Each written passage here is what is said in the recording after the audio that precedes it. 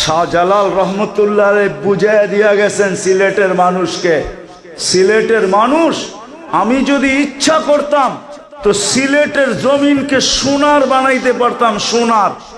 যেই ব্যক্তি জায়নামাজে বৈশা সিলেট সুরমা নদী পার হইতে পারে, ও সিলেটের মাটিকেও সোনা বানাইতে পারত। উনি বলছেন এইখানে বানায় কি লাভ হবে, এইখানে বানাবো না, জান্নাতে যায় বিল্ডিং সোনা দিয়া বানাবো। এই জন্য বানান নাই সাহাবারা, এই জন্য বানান নাই। বিদায় আমি কথা শেষ জায়গায় চলে আসছি। বুঝলে এতটুকুই যথেষ্ট। যদি আজকে এই মজমা অঙ্গীকার করে মনের থেকে, দিলের অন্তরের অন্তঃস্থল থেকে, যে আমি আল্লাহওয়ালা হইতে চাই, আর কিচ্ছু হইতে চাই না। কি চান আল্লাহওয়ালা হইতে? কে কে চান দেখি?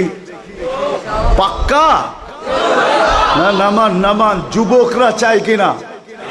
আরে যুবক, আল্লাহওয়ালা হইয়া দেখো, মজা কি। মজা।